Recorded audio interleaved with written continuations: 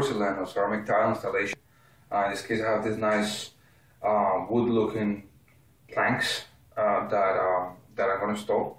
So what's going to happen over here first, and I'm going to guide you through some steps. The first one is that we are going to take all the old surface down out, which I did already. You know, you have linoleum or tiles or carpet or engineered floor or whatever, just take that out, clean up the surface. Actually, I clean it with the sponges as well. Take all the staples and nails, screws, whatever. That's the first thing that you want to do. The next thing, obviously, to take the toilet out. I mean, I left it because, you know, the bathroom is being used as we work. But and then over here, this is called a casing. This molding. So you're gonna cut it with hacksaw or whatever. I mean, there are plenty of tools to do that. I have one that I'll show you in a video. You're gonna add up the thickness of your surfaces, meaning the bucket board that you're gonna put here, which is a concrete board. I'm gonna show you in a moment. The second thing is gonna be the cement, and then the porcelain or ceramic tile. So you're gonna, just trim it so you can butter the tiles against it, make it look a little more professional, more nice finished, and that's how you start your project. The casing, I'm going to teach you how to do it. I told you to add up the sizes of the thing. So in this one, fortunately, this is 1/4 of an inch. This is the wood looking like porcelain tiles. So I'm going to pretend that this is the subfloor, the bucket board. I'm going to pretend that this is the cement. And flipping this upside down, obviously will be the tile.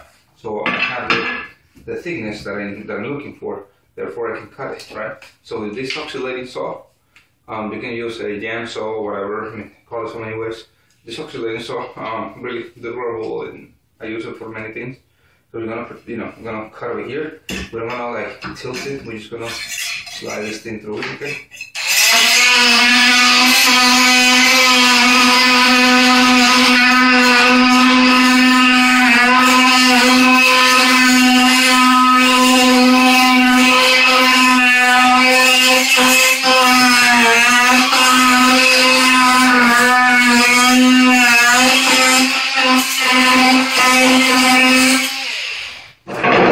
After that, we're gonna remove the piece that will correspond to the bucket board thickness and all the surface thickness.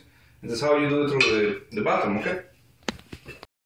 The entire thing out, you cut casing around the bathroom and all the stuff. Take the toilet out. You proceed to cut and install the concrete boards. In this case, the 1/4 inch concrete boards. This company is called Durock. Recommendations, always cut in a nice ventilated area. Use masks to cut. I'm gonna shoot a video of this thing. It was really simple. Use a vacuum or just maintain yourself away from the start of a mask. That thing has something called silica, and it is known to cause cancer if inhaled for long periods of time. So especially the people that wants to do tile for business or living tiling. But anyway, that's how you do it. Use this type of little screws. They are designed to actually work on that. Meant to work on that, obviously.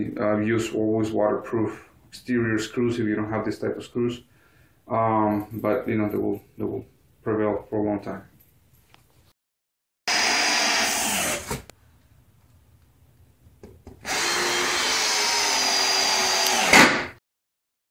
Finish screwing all the concrete boards on the floor. You proceed to clean them up with a wet sponge. Always try to avoid dust.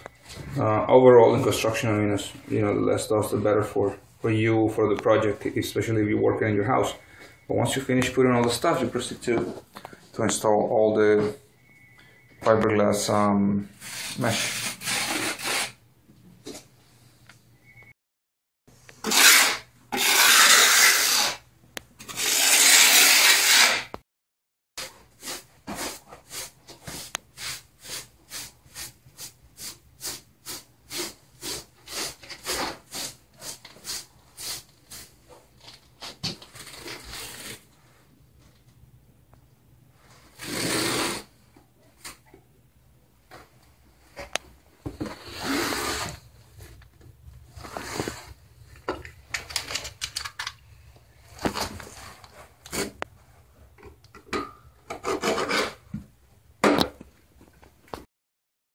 for the cement installation preparation, I refer to the manual, the instruction that comes with the, with the cement.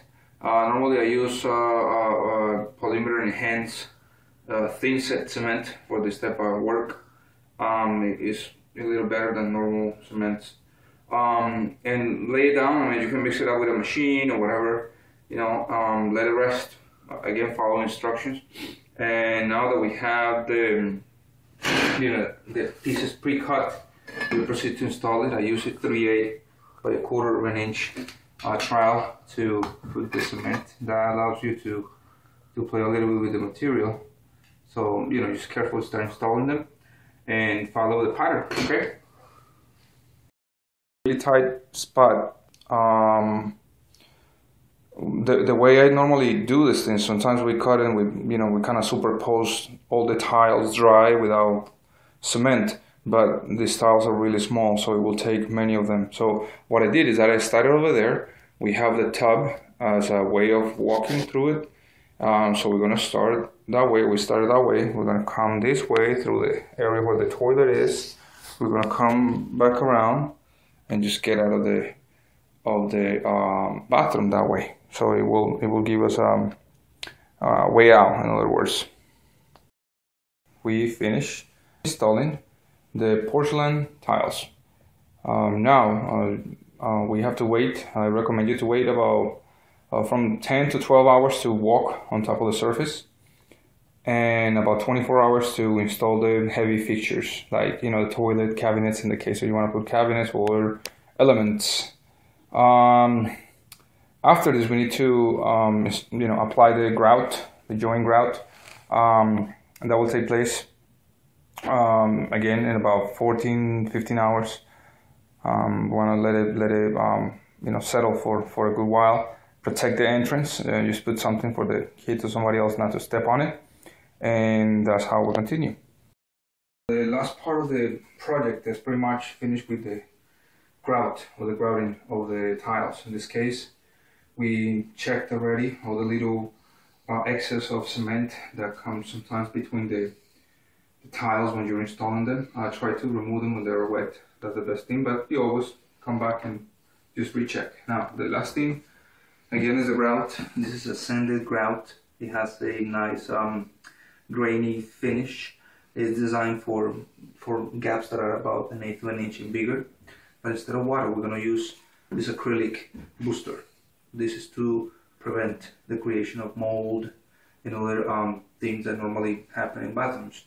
So you mix this accordingly with the structure. It's a little more expensive than obviously water, but it's worth it. So you mix it up with a nice high speed or medium speed mixer, and then you proceed to let it set for about 10 minutes, and you mix it up again and apply it on the floor, okay?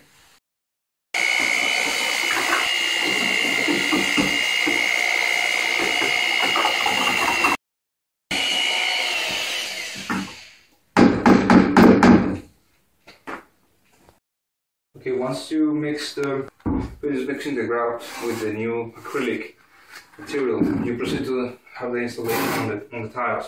Now, I'm going to explain to you how you do it properly. If you notice, it's a little liquid, and I like it this way because it goes really well in deep in the little joints. That helps to reinforce these little corners that are sometimes, if somebody's walking with high heels or something really heavy, they will probably chip these little sections if there's nothing underneath it. Sometimes when you put the cement, you may miss one spot. When you press it down, you may have the chance still, but I don't like to take chances. And that's why I like to, make a liquid. In this case, the walls are a little different, but in this case, I like to make sure that it goes really deep into little crevices. So to apply this thing, work in a I would say 45-degree angle. The reason is that you want to apply enough pressure into the joint, into the little gap with the material, so you can actually squeeze it. That when you move it, you glide it, you're just transporting the material from one side to another, but you're actually not giving pressure to squeeze it inside the joint. So when you move it, just in a nice way.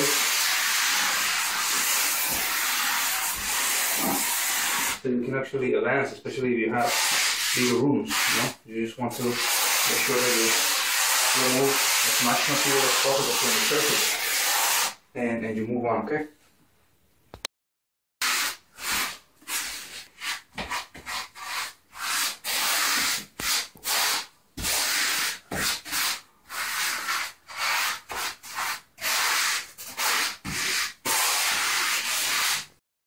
The grout is semi-dry, and I say semi-dry, you can actually spot the really dry areas over here on top of the ceramic tile.